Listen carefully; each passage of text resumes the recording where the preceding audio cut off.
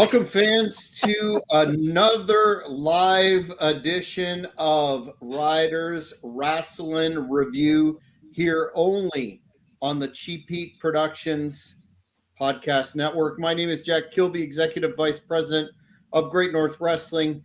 And before we get into what is a very packed and controversial news week, I want to introduce, of course, the big bad wolf himself, Mr. Ryder, and the tireless, albeit injured, public servant, man of the people, and hopefully not too accident prone from here on out.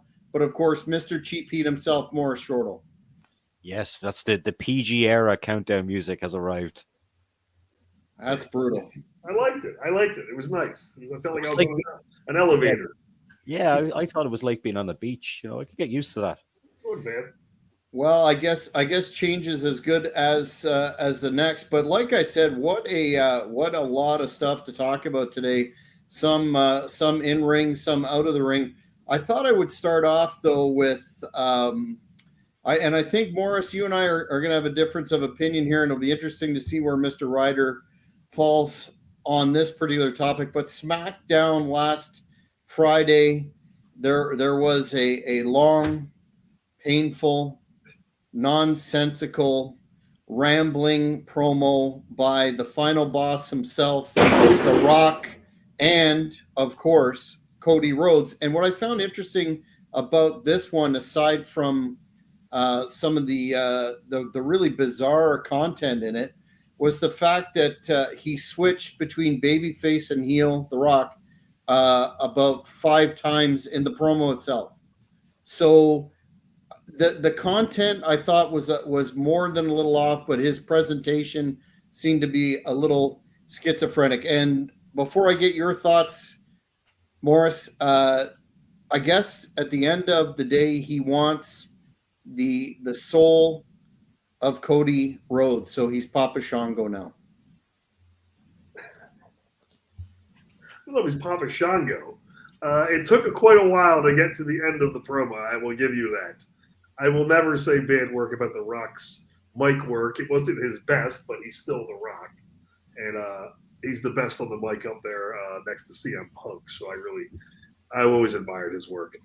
I would think this is leading to the impending John Cena heel turn at WrestleMania, which I certainly hope that it is. So that's overdue. That's where I believe this is heading, which it should. If Cena turns heel, he might have 2 years left before he retired. So you don't think this is going to lead to Cody turning heel then, no? No, I think this is going to lead to Cena turning heel on Cody. Bit of a setup. Yeah, I found the line "I want your soul" was a bit much, but I understood where they were going with it. But yeah, 26 minutes long it was in total, probably too long, and there was a lot of flip flopping in him. But I guess like a guy like The Rock, you have to remember he's probably just straight off a plane, handed a microphone, go. That's what I'd imagine his life is like because of how busy he is in the real world with the movies and all that kind of stuff. Well, you could be correct on that one. He is flying all the time. He probably just ran in, and he can take as much time as he wants. They canceled the other match over it, right? And Liv Morgan and who was it? What a shame. Huh? Yeah, that's too bad. Liv Morgan and whoever. Yeah, no disrespect to The Rock. He's I agree with you 100% there. Probably 1A and 1B on the mic with CM Punk, but I think they needed to give the guy some material. He seemed to repeat himself a couple times. He said, you've been a great champion. And then unlike Morris, I have no idea where they're going with this because he later said that it doesn't have to culminate in a match. So where do you think they're going with it, Morris? It's that The Rock wants him to be a bad guy, and I'm guessing he'll align with him in some kind of capacity, like when Vince used to take guys under his wing. That's where I think they're going with it. Will he do it? Hard to know. You're going to have John Cena telling Cody Rhodes the entire time not to sell his soul to the devil. And then at WrestleMania, when John Cena wins the WWE Championship for the 17th time, he's going to sell his soul to the devil. You watch. It's going to be epic. Would it like a kind of Stone Cold and The Rock scenario? Oh, I think it's going to be more like an NWO scenario where he's gonna pull the Hogan, and no one's going to see it coming. It's going to be great. Or Stone Cold Mr. McMahon when Stone That's Cold what I meant. except way better than that. I don't think that worked. But that kind of highlights some of the other critiques out there. Of course, shout out to Vince Russo, I've been speaking with on the weekend. He's got some pretty strong ideas about the fact that it seems to be, compared to last year, a rather lackluster build to Mania, considering the ticket prices, which seem to be only going one direction, and that's up. But do you think if they do this, they pull the trigger and Cena, that would obviously be an epic moment, and that would sell the show itself? But is there anything? And that's not official yet. But is there anything else that you would see that would be drawing fans' attention or interest on that card so far? Not yet. I haven't seen anything on that card that has. I mean, who wants? I guess people want to see Jey Uso win the world title, maybe. And Lord knows I like Jey Uso. His family's wonderful. I don't see that. That's going to be night one main event. I couldn't tell you another match on the card. Do you know what I found strange? Why did he have to go out and plug next year's WrestleMania? It didn't need to be done in the ring during all that, did it? You're kind of should be focusing on this one. And I know it was because it was in New Orleans, wasn't it, the other night? So that's why he done it. But yeah, I don't know. They always plug it when they're in the town. And it kind of they plug it to the town. It kind of gave him a reason to go out there again, but I think the time could have been sufficiently.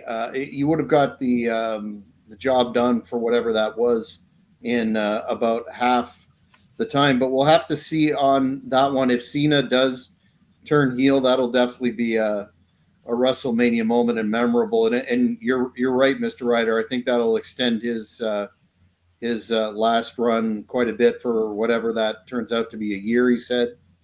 He said a year. This is his retirement year, right? Mm-hmm, mm-hmm. I don't know if he'll go back to the Doctor of Thugonomics or a new version of Cena, but it would definitely kickstart his career. You know for sure when wrestlers say they're going to retire, they're definitely retiring. That's all right? Till the next thing. But Cena also has this acting career that some did not, so I could see it as feasible here. But probably coming back to Saudi Arabia in the future for that oil money for sure. Have you guys paid attention to this story that just dropped within the last, I guess it was 24 hours, or sorry, no, it's making the rounds right now, but it was actually filed on February the 14th, and that's Ryan Nemeth, Nick Nemeth's brother, filed a lawsuit against CM Punk. I can't even get it out without laughing. And Tony Khan, basically saying that over breach of contract, breach of implied covenant of good faith and fair dealing, and intentional interference. Basically, that his career was railroaded by CM Punk not taking a liking to him, and over what was a social media post that he took exception to, and then allegedly, I have some of the transcript here, allegedly threatened to do him physical harm. But what I found interesting in this as well is in the deposition, it indicates that I guess the Young Bucks got some physical repercussions for some of their behavior in the back, and Mr. Brooks had a reputation for being a violent person. Goes on and on and on, but basically that Nemeth's career was taken out of contention for anything else because of CM Punk, and then Mr. Khan not responding in a disciplinary manner. So where do we begin? Mr. Ryder, you've been in many locker rooms, Oh, thank God. you know the way that things are. What do you make of this chicanery here? All right, so let me give you the list of bullies I've been told are such horrible people over the years. Bradshaw, I was told he's a bully. Don't talk to him. Greatest guy in the locker room. I was told Ron Simmons, he's a bully. Yeah, greatest guy in the locker room. I was told Undertaker's a fucking bully. Greatest guy in the locker room. Bubba Ray Dudley. Everybody ran around telling you, oh, Bubba Ray, he's so mean to people. He's literally the nicest guy in the world. Every time they call somebody a bully, it's absolute bullshit, and it's some candy ass, I don't know, Nemath's brother, but he wasn't well liked in WWE either. The rest of the Spirit Squad was, but he wasn't. So I would go to the source, and I'm going to bet you his fucking mouth gets him in trouble. And then he cries like this. This is ridiculous. First of all, CM Punk was 190 pounds, right? Soaking wet. Right? You're going to think he's a bully now? He's a bully. It sounds like it's an unsafe working environment there, but moreover, he's blaming. This is the part, Morris, that maybe you can expand upon a little more, because I don't understand this. I didn't think that Ryan Nemeth had main event written all over him to begin with. So I'm finding it hard to understand how this really small time frame ended his meteoric rise to wherever that was going to be. I think it could be another case of jealousy, quite possibly. You know, I don't think he'll ever be as big as the brother, really. And just that you mentioned the Undertaker, I don't know if we had this in our notes, but guys, I have to read this out. So the Undertaker won Dead Man Show on WrestleMania weekend. To have a toast with the Undertaker, a once in a lifetime opportunity, that will cost you. You get to go up on stage and toast the man. That would cost you $2,873.57. But the best part of it is that doesn't include your entry ticket, which is another $200. You should sue him. You and Nick Nemeth should sue him immediately. 1,000. No, sorry, 2,000. Son of a bitch! How dare he? 2,873.57 to How have do a we drink. transition from the other? How do we transition back to that? I guess think that's crazy. I guess the theme is that both situations are ridiculous. That was the tie-in, right, Morris? Yeah, that might be the tie-in.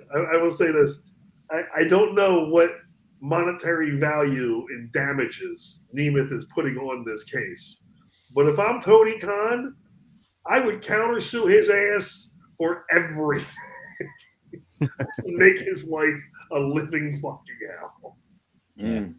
Those shows that they done in Australia though were I know they were smaller than they were supposed to be, but they were very well received over there, and even people that I've been talking to have saying that they're some of the best AEW shows on TV lately, those ones in Australia. I don't watch it, so I don't know. Well, I'm going to give credit to the ladies.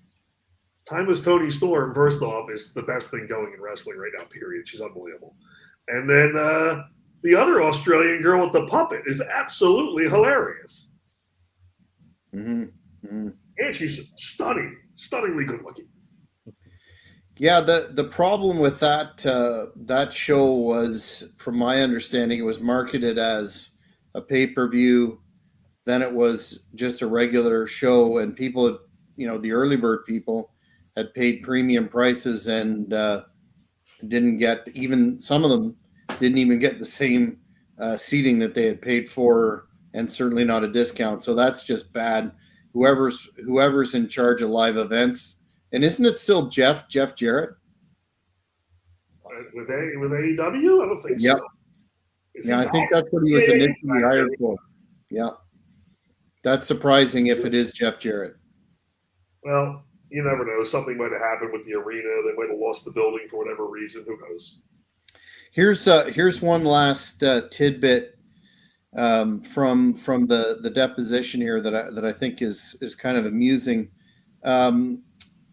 Nemeth said that Brooks has a notorious history of taking violent action against others for no reason, and he contacted executives within AEW to tell his employer that he was worried that Brooks would come back to the wrestling circuit following his suspension and assault him.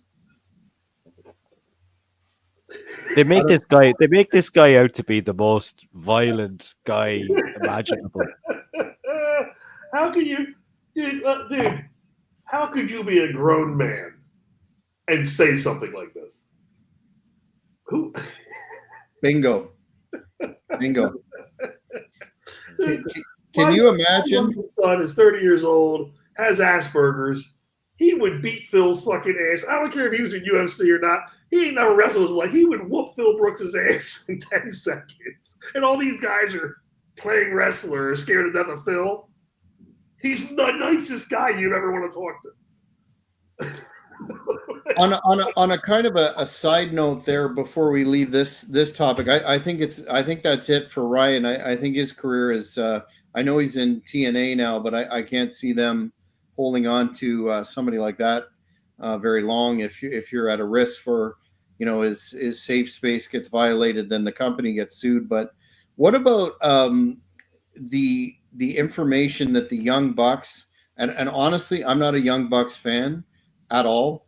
I don't like their style. It's not. I know nothing about the politics or whatever. But what about the information that they caused this whole schmozzle with CM Punk and had Omega involved and et cetera, and basically are so jealous of anyone that would be quote unquote taking their spot that they're going to cut their legs out and do the politicking behind the curtain.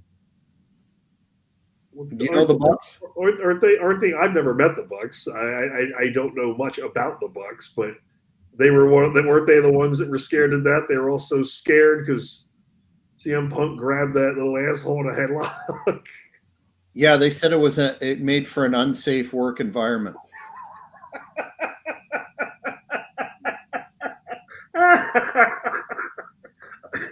Dude. It's so Jealousy. It is their way of keeping their little crybaby fans on their side, their little woke fans. And do they really think people are going to turn against CM Punk? Like, WWE gave up trying to turn people against CM Punk over it. Like, he's beloved. And no one believes CM Punk is running around attacking people like a freaking the Hells Angels of 1976. How long was it?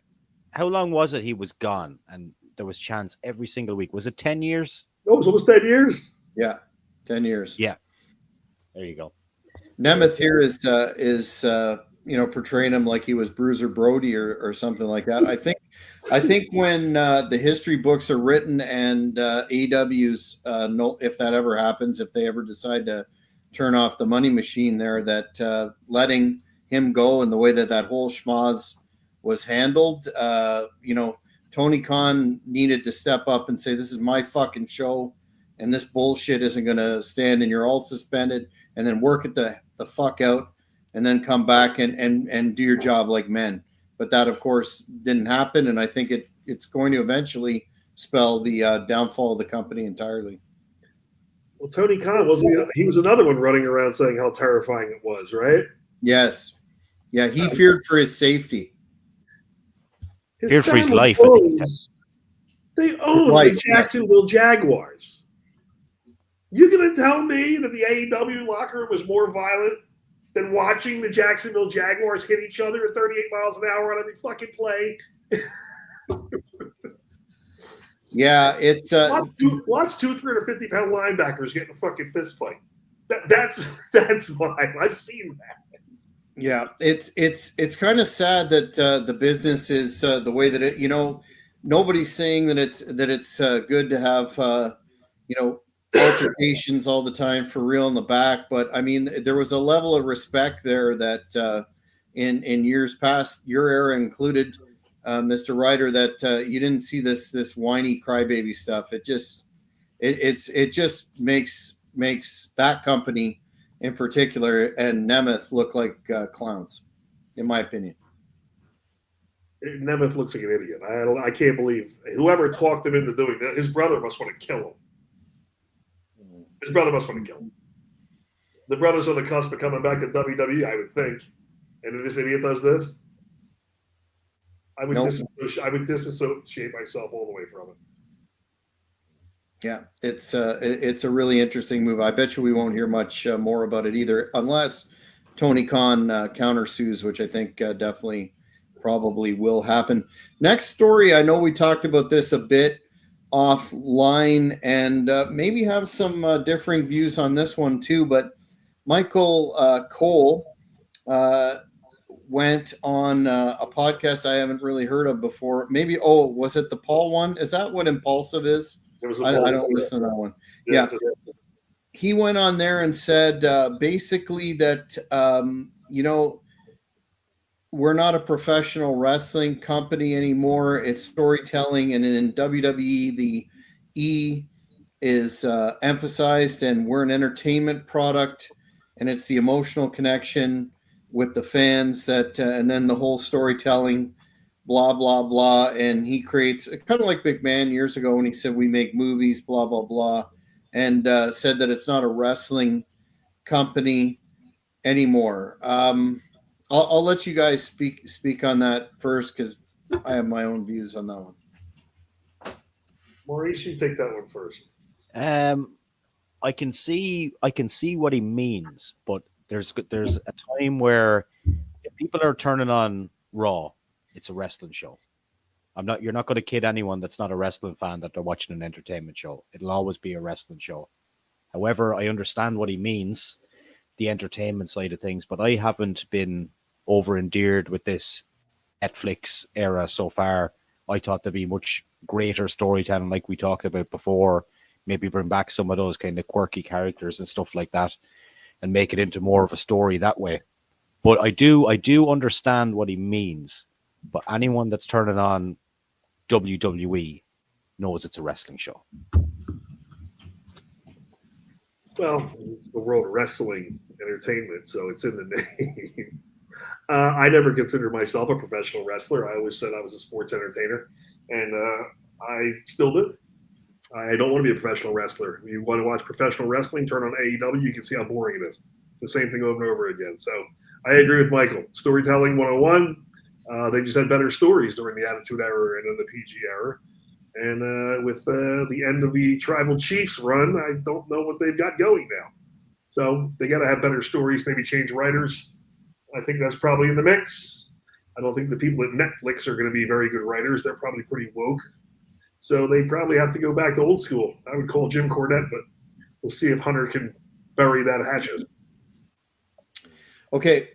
All that notwithstanding, and I'm not saying I disagree with you theoretically in principle, but it's the same sort of argument that I've had that a lot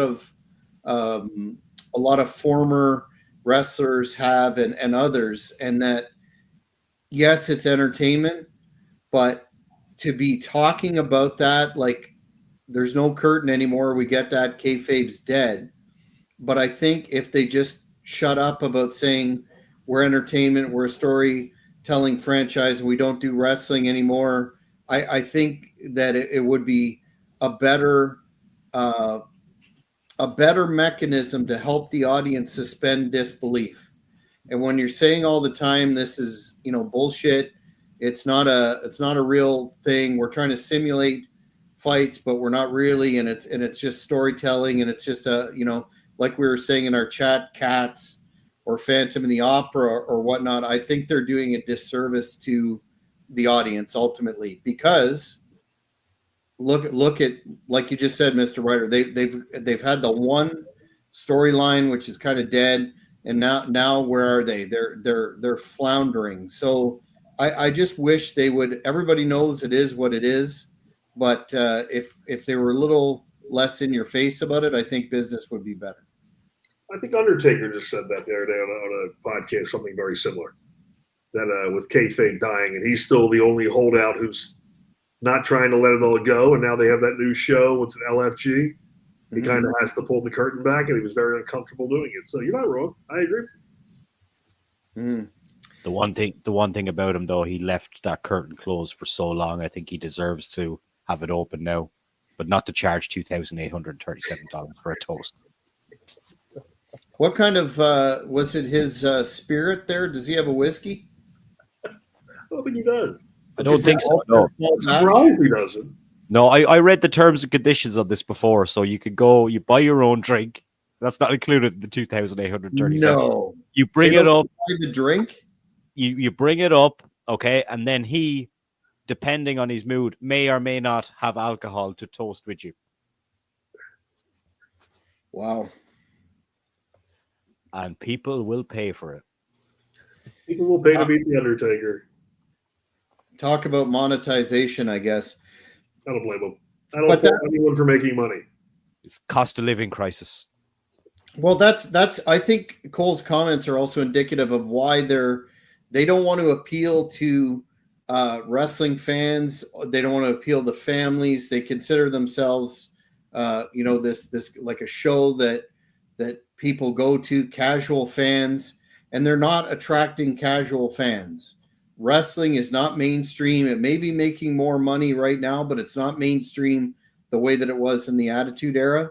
And they're pricing themselves out of that traditional audience, which is why you have to support independent wrestling. Isn't that right, Morris?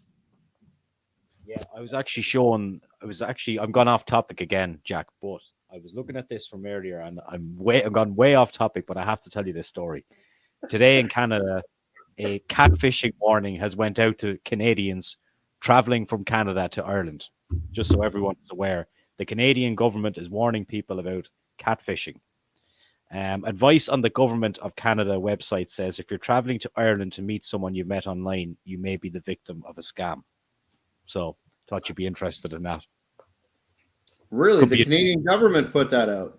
The Canadian government put that out today. But apparently there must be loads of Canadian guys getting fooled over here. We don't have any money up in Canada. They're all broke. Trudeau took all their money. What are they getting catfish for? Yeah. I feel like you should be going the other direction. Yeah. That's what I was going to say.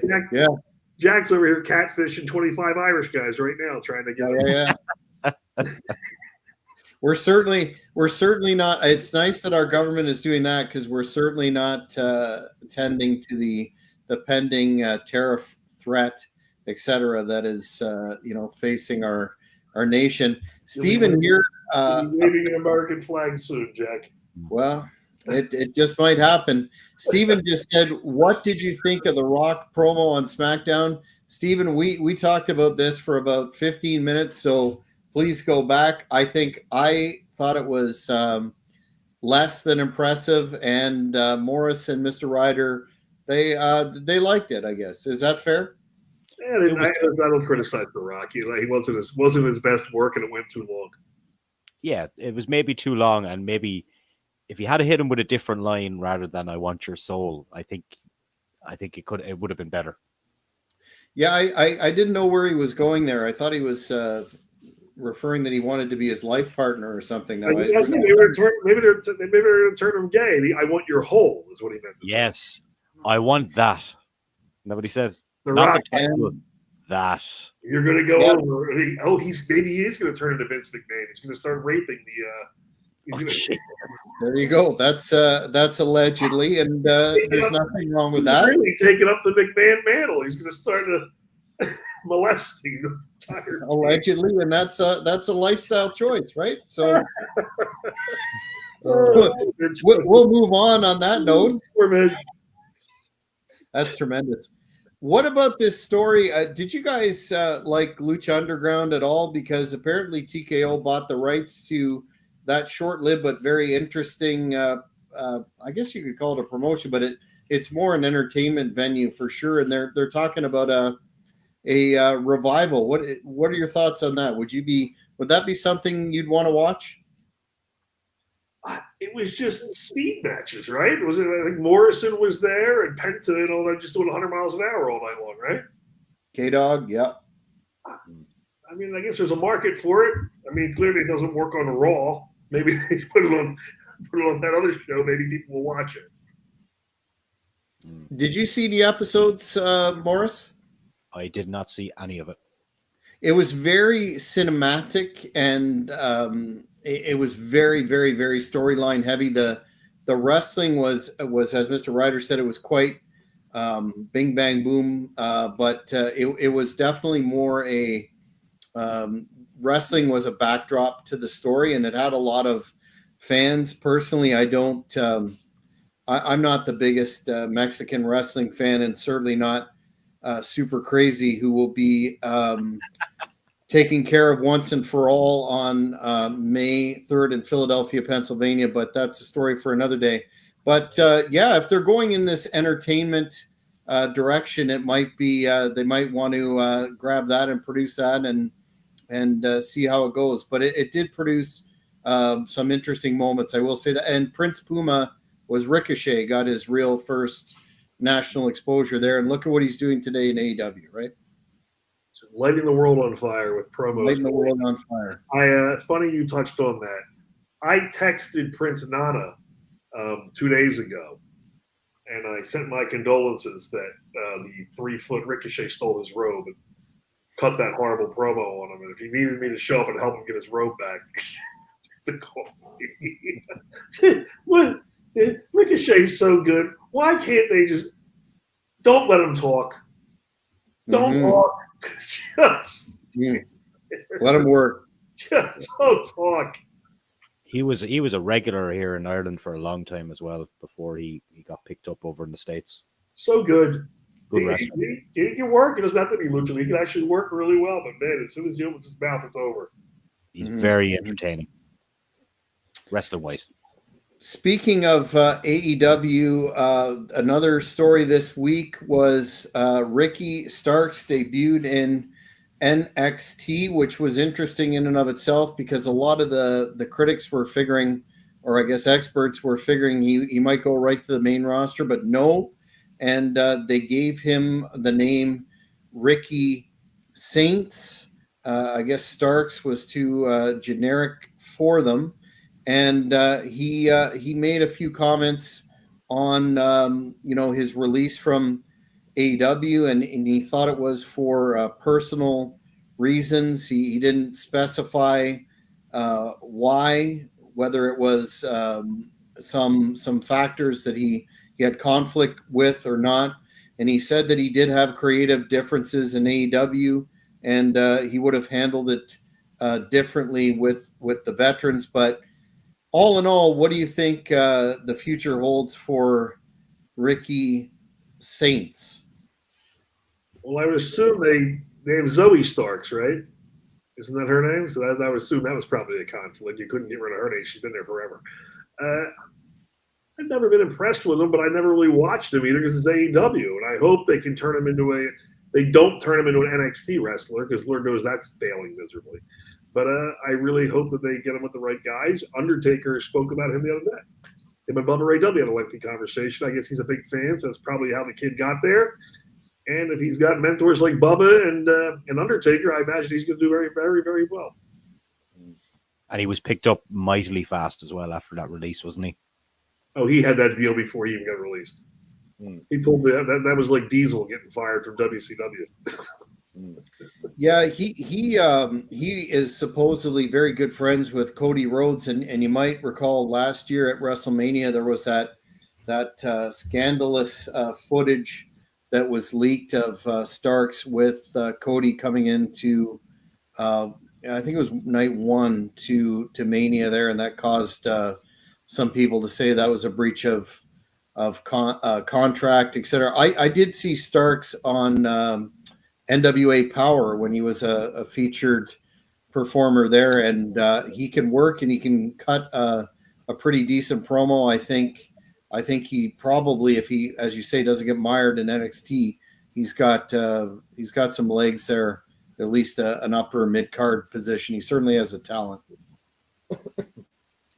It's one of those cases though where he sat at home, and I guess he didn't work for a very long time, and I guess Tony hung on to him out of spite and paid him to much like Miro just to sit there. What do you make of that that sort of alleged behavior on Mr. Khan, because originally he said that he would never hold anybody that didn't want to be there, and they could come and go basically as they please.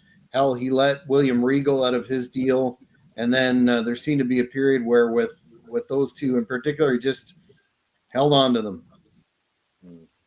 I wonder if the CM Punk incident changed his mind about hanging on to guys to get rid of them.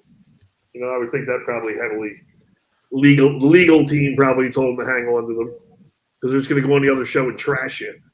Yeah, the one guy he should have hung on to, he let go.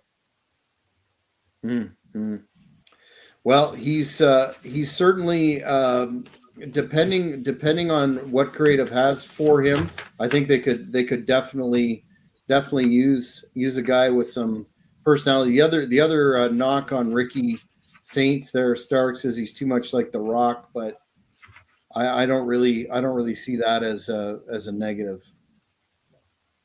Well, they need to start building some new stars soon because they're running out of people to watch. You can only watch Damian Priest wrestle the same guy 17 times a week for so long. Absolutely. It's just they got to start splitting up some tag teams. I would split up the Street Profits immediately. I think Seth Rollins is like the most boring guy. Every single time he comes out, I'm just done with Seth Rollins. He just does nothing for me. Well, he's been there forever. I mean, you're just used to seeing him. You'd miss him if he was gone, right?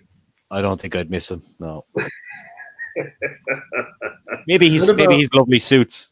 I actually admire Seth's work very much. He's a really good worker. He's a really good worker. He's good on the mic. He's probably ready for an upgrade or a change, but I think he's been doing the Monday Night Rollins thing. How many times are they going to have that in? Monday Night Jericho, Monday Night Rollins, Monday Night Becky, whatever. Monday Night Miz. Yeah, right. It's all the same catchphrases. No one's coming up with anything new. I think that's part of the problem with Rollins. He's had so many incarnations now. They've pretty much done a lot of what they can with him, but I think the roster definitely needs an individual of his caliber. But whether or not that they can find something to do fresh with him, who knows? Wanted to ask you about another veteran there. There were some rumors online about Chris Jericho talking about the Hall of Fame in WWE and saying how much it doesn't mean anything to him. And that usually is taken as an indication that he will be coming back and inducted in the Hall of Fame. What do you make of when his deal is up? I guess it's next year, 2026. What do you make of one last great run for Jericho in WWE? Do you see it happening, or has he burned too many bridges, so to speak? I think it'll definitely happen, and I think it should happen. I think he deserves it to happen. However, they will not put him on TV when he's looking like that. He'll have to get a little bit leaner, I think, for him to come on TV. Well, Jericho likes to party. He stopped working out and everything, is my understanding. But I think, listen, Jericho's not moving the way he used to move. But he's happy with his work. God bless him. He's been doing this for 30-something years now at this point, right? Started this when he was a teenager, I think. And I would like to see him come in and get his Hall of Fame induction. And I think Bubba Ray Dudley would induct him, to be honest with you. And I think it would be one of the best speeches of the night because Jericho's, if you haven't had the opportunity, he's a riot. He really is a funny little bitch. And if they let him just shoot and go, it'll be unbelievable because he does not care. That last time I saw Jericho, I was with Milf Hunter, and they're about the same height. That was in Tampa at a concert. Was it Buck Cherry? Who was it? No, it was the funny guys. Jericho actually went on stage. What the hilarious band? What the hell's their name? Steel Panther.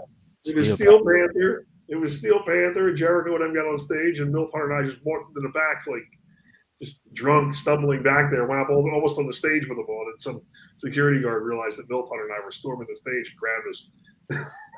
Is that the part where they let all the girls up on stage? Is it? Probably, yeah. It says it with girls on stage. Well, I agree. He seems to be. He's definitely. I mean, nobody's as fast as we once were, but his conditioning definitely is a barrier cosmetically to having him at least work even a few shows in WWE. I can't see them letting him back looking like that, but I'm sure he could get into shape in a matter of months if he wanted to. He could. He's doing concerts. He's fucking partying. You know, that's what happens. He's loving his life, and he really likes his drinks. Let's just say that. Yes, he does. Well, nothing wrong with that. Everything in moderation, including moderation. Along the lines of the Hall of Fame, there's another name that has come up, and it seems to not be going away. And I've heard it in connection with two distinct possibilities: coming back and having a role in creative, which I can't see happening, and then an induction. And Morris, you probably know what I'm talking about, correct? Power and Glory, is it? Absolutely not. Oh, which one is it? But shout out to the late great Hercules Hernandez. No disrespect. Paul Roma and Hercules reference. Did that just happen? Yes, because it was posted out a few weeks ago that I think Paul was saying that there's a possibility that they were going to the Hall of Fame. I think Paul Roma and Hercules should be in the Hall of Fame. Paul Roma got fired in the greatest way. He beat the piss out of us. Did you ever see that? When he got fired? Alex Wright. You had Alex Wright on, did you not? Oh yeah. I talked to Alex Wright. Yeah. Oh, he beat the balls off poor Alex Wright. Yeah. He dropped an elbow on Alex Wright. It was the highest elbow I've ever seen in my life. And Alex Wright, he's such a nice guy. He's in Germany now. You probably know him. Do you know him? He's in Germany. He's got a wrestling school over there. Does he? Das Wunder kid. They thought he was going to be the next Hulk Hogan. Yeah. He wasn't even AR Ryder. Exactly. In that situation, though, that was a miscommunication. I think that's what Roma said eventually was he didn't want to do the job, and then there was a miscommunication, and he thought that Wright, and you interviewed him. He said, tell me if I'm wrong. He said that Ric Flair was behind the whole thing, and Ric Flair got the match changed, and they had a big falling out. And he said it wasn't personal with Alex. I just had to do it for myself. Something along those lines. Well, his understanding was he was going to put Alex over on a few house shows, but not on TV. Yes, that was it. He was a rookie. And Roma's old school is about putting the rookie over on TV. And they said, no, you don't have to put him over on TV. And then you're putting him over on TV. Oh, am I? Okay. Yeah. And that was a pay-per-view, I think, as well, wasn't it? Yeah. Yes. Or Stampede or something. Yes. Speaking of Ric Flair, before I get to the Hall of Famer, the prospective Hall of Famer, do you know, Mr. Ryder, who former AWA star illustrious Johnny Stewart is? I do not.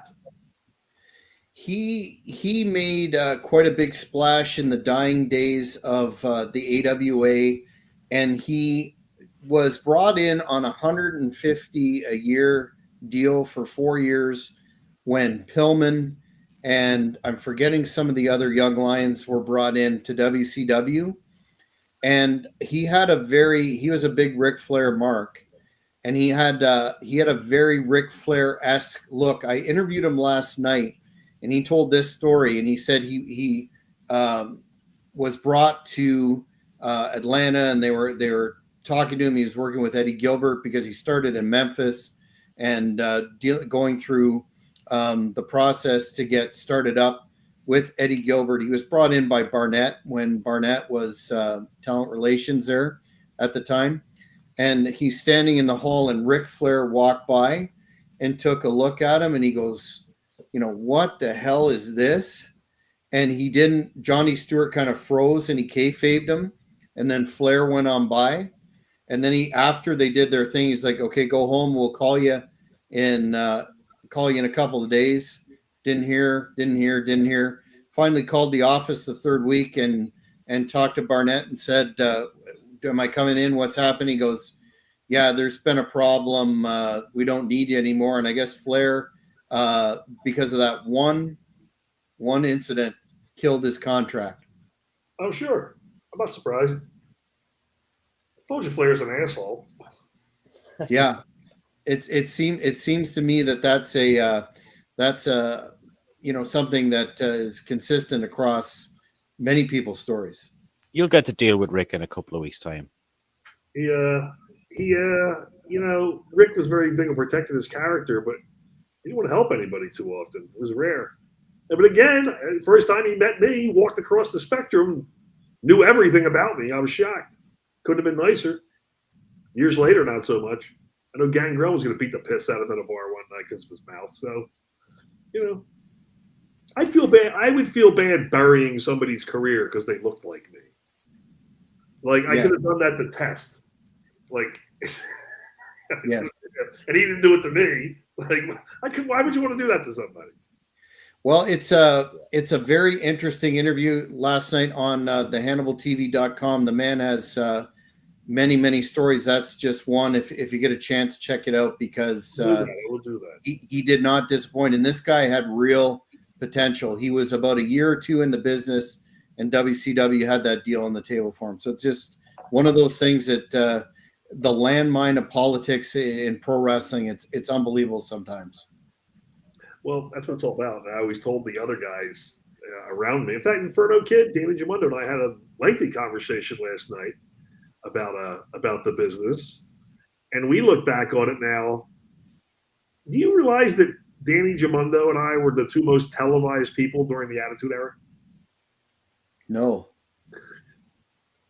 We were on TV on every show every week. Wow, that's another. There was weeks we were on TV more than The Rock. It was insane. And that's where we learned how to play politics, was just keep our mouths shut and just be funny. I hung out with all the bullies that no one would hang out with, and they all loved me. But I'll tell you, there was one story there with an OVW. Primo Carnera was supposed to do a gimmick with Inferno Kid, Danny Jamundo. You remember Primo Carnera from the FBI? Big guy, Yep. really good guy. But he's really good buddies with Bubba Ray Dudley. So I guess Inferno and Primo were supposed to do this gimmick where Primo was like the collector for Inferno's habits. Like if he wanted something, Primo would go get it for him, and he wanted to collect bodies and whatever. So I guess somehow it didn't work out. Somehow Bubba Ray Dudley and Inferno almost got a fist fight in OVW over the thing. They were throwing chairs and all kinds of shit at each other, apparently. So that's one of the things I guess that Bubba did. He would always defend his friends. I'll give him that. But I always loved him. He was a funny guy. I never had an issue with him. That was the only problem I ever saw Danny have either. I didn't know that happened either until last night. Well, Bubba was renowned for being a heel all the time, so probably that led to some misunderstandings. But this Hall of Famer that they're talking about or maybe bringing back is Jim Cornette. Thoughts? Yes. Deserved. Bring Jim Cornette back and hand him a microphone on live television.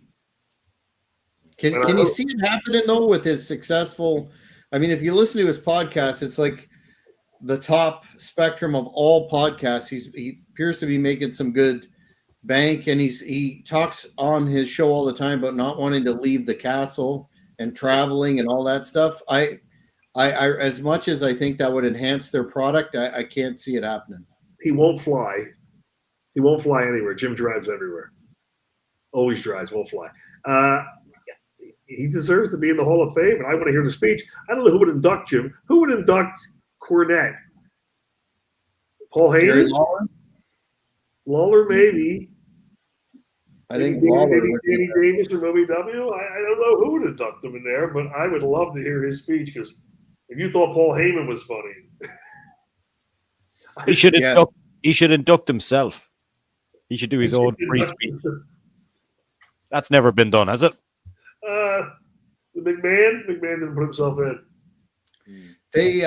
He has said in the past that he will only go in the Hall of Fame if it includes the Midnight Express, and they're overdue. And I know some people don't see it, but I definitely think, I think they definitely should go in too. So maybe it'll happen this year. which version of the Midnight Express would go in? Well, I guess all of them, Stan and at least Stan and Bobby, but probably Dennis and Bobby too. They seem to be the. I know Randy Rose was there as well, and they had some other in Memphis, but I think those are the two versions that have earned it. I would think the Rock and Roll Express would induct Jim Cornette into the WWE Hall. True. Speaking of the Hall of Fame, I sent this to Jack about an hour ago. Our Lady's Peace played a concert in Canada a few nights ago and played Chris Benoit's theme song for the first time in 20 years to an audience there. Did they really?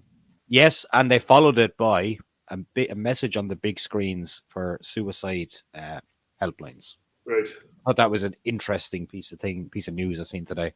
Yeah, that's odd.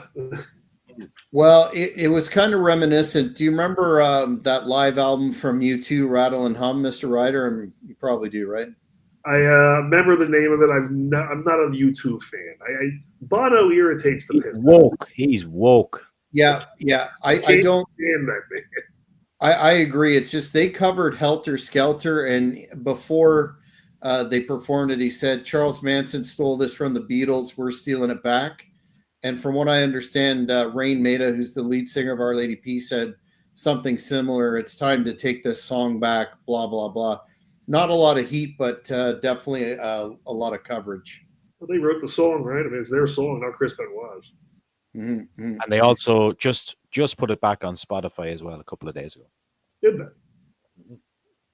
It's crazy the butterfly effect that would come off of something is like that would affect a song. Yeah. It's a good song too, or I don't know. It's same with a lot of people argue about and they get into Chris Benoit in the Hall of Fame. I don't think that's ever going to happen, but do I feel guilty when I watch some of his old matches? Not really, but for some that's blasphemy. You should never look at a Chris Benoit match again or listen to his music, I guess. Nah, I don't believe that at all. It's hard to look at him the same. I will say that when you are sitting down to watch a match, you just think about it. You just have to try and, I don't know, forget about it and try and enjoy some of the matches. Maybe I don't have a problem with anyone enjoying his matches. Well, Kurt Angle got a bunch of heat because he said two of his best matches of his life were with Benoit. Everybody went crazy. Yeah, well, True. They were. So what would you like me to do about it? Let the man tell the truth. It's not allowed. That's what he thinks. Is what he thinks. He's allowed to think it. And our last story I found kind of interesting from Eric Bischoff on his podcast. He said, you can't book for the IWC, the Internet Wrestling Community. And he said, basically, if you book for the Internet Wrestling Community to satisfy them, you're going to be out of business very quickly. You have such a small percentage of the audience that is active online. I'm not talking about casual viewers that check in every once in a while on social media to keep their finger on the pulse a little bit. I'm talking about people that spend 6-8 hours a day commenting on pro wrestling. Do they exist? Most of whom have accomplished nothing in their lives. And he says, Bischoff also believes that it is being critical is a dopamine hit for the IWC, and basically they're just negative to be negative. So obviously Tony Khan, who is a veteran of those message boards and the Observer and all that, really that's one of the criticisms that has been launched his way, is that he books to that really small niche audience of about, what was it, 750,000 people, but it keeps going down. What are your thoughts of Bischoff's statement? Oh, I agree 100%. Listen.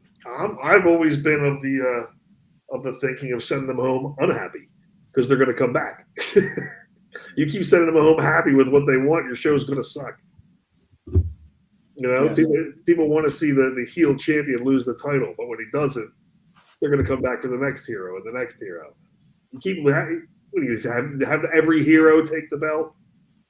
Will Ospreay, you're going to put a title on Will Ospreay. It's going to make everybody happy. Zero psychology and terrible mic skills, and he's 3 feet tall. Stop. Does any of you guys think Bischoff could do a job with AEW? He did for a while. If you really gave it to him, Yeah, he would fire 80% of the staff, yeah. which he should, and he would start over with bigger guys and change the whole thing. He was big on reality television. That's why the NWO worked for him, and he had all the monsters to do He it. probably didn't have much creative input though, even when he was there for the small amount of time. No, You know what I mean? he did for a while, but Bischoff had a lot of input there. The writers' meeting, but Hogan had the. No, I mean in AEW. Oh, at AEW, I probably had no say at all. You're probably correct on that. But Bischoff wasn't doing a great job, and I got to say, Bubba Ray Dudley offered to go there and fix it, and he could have too. Mm-hmm. Absolutely could have. Yeah, I think Bischoff is 100% right, but I also think that this concept of a casual fan is a bit of a myth now too. Netflix, it was an attraction, the debut, and they got those big numbers, and they seem to be going down steadily from there. So really, it's always going to be a niche product in one way, shape, or form. Do you agree with that? Well, it's going to be a niche product, but what they need to do is go back to actual characters. Nobody has a character. They're just guys. They're just people wearing tights going out to the ring. There's no characters. There's no honky tonk man. Even Minotaur was hilarious. Big stupid bull in his head. Like, give me something hilarious to laugh about. Back the Dicks. The Dicks. Tank Tolan, hilarious. The Dups were funny. But a lot of stuff was good. Kenny Canidal was a great one. They squashed. They got to go back to that and have actual characters or guys that are. You can't just be yourself all the time. It gets boring. Steve Austin had a character. The Undertaker. We forgot that one story that came out last week as well about Shane McMahon and Tony Khan. They allegedly had a meeting, and I think Shane wanted a bit more than Tony was willing to offer as well. Do you believe any of that? Well, Tony Khan sat me down and asked me to be part of it. I'd want 50% equity in the company too. I wouldn't start at 10. Let him bring me down. Shane would be a huge asset there. He would help sit the backstage. First off, what the McMahons are very good at is organization. They would organize the whole thing. And if you called Vince at 3 o'clock in the morning, he would answer his phone. If you had an idea, he'd answer the phone. And so would Shane. So that's what they need. These guys work 9 to 5 if they're lucky. And they don't answer the phone. They make up their show the day of the show, and they have no idea what the hell they're doing. That's why their stories go nowhere. The only stories that go anywhere are usually Ambrose. Ambrose is actually the only one I think that writes his own stories most of their head. And that's not working really well either. I think it was also the fact that he wanted significant creative control over TV. And I guess Tony, so the story goes, they had this initial meeting, it went well, and then Tony ghosted him. Yeah. Well, that's what happens in business, right? Maybe they'll come back together and do it again. I think Shane McMahon will be okay financially. I wouldn't be too concerned for his well-being.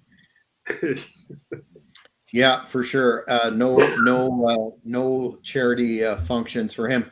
But again, we're right in the thick of WrestleMania season. The build may be lackluster, but the news keeps coming on fast and furious. Any final thoughts for this week's review, gentlemen? I'm going to see what happens with this lawsuit. I'm going to find this very entertaining to watch for the next few months, and I really want to hear Punk's thoughts on it. I'm going to try it. I want to reach out and see if I can get a quote from him on this. Mm-hmm. Yeah. I want to see if The Rock does indeed get Cody's soul.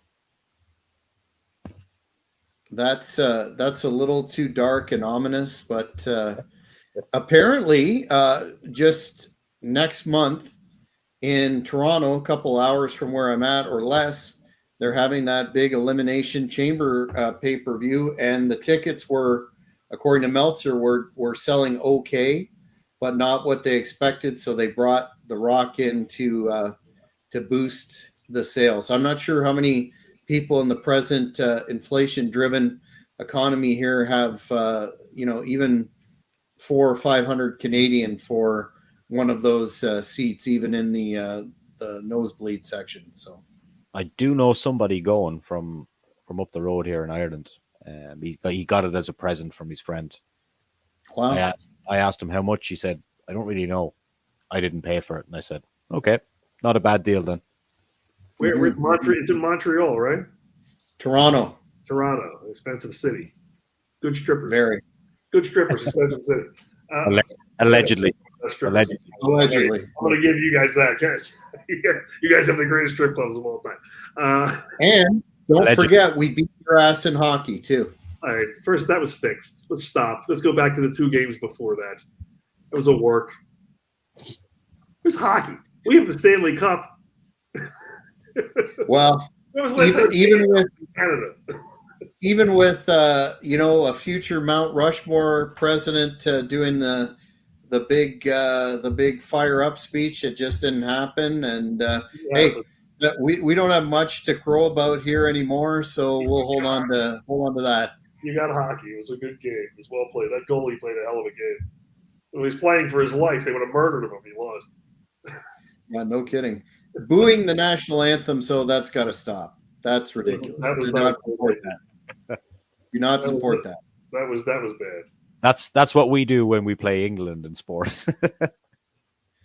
Well, I would support booing England for sure. So you might have a point. We all booing. We all get behind that. We've all succeeded from England, so we go to hell. Well, fans, we've reached the end of yet another colorful and entertaining version of Ryders Rasslin Review. Who knows what we'll be talking about next week? It could be something just as controversial. We're going to keep an eye on that lawsuit. But if you haven't already, please hit that subscribe button and like this video. And don't forget the notification button for when we go live. You'll get that as well. Until then, for Jack, I'm Jack. For Morris and Mr. Ryder, the Big Bad Wolf, thanks for watching. Thank you very much for watching this video. Please subscribe to the channel if at all possible. It would really help me out. And don't forget, you can check out my back catalogue of videos recording podcast interviews with famous wrestlers, musicians, TV personalities, and everybody in between. Thank you very much.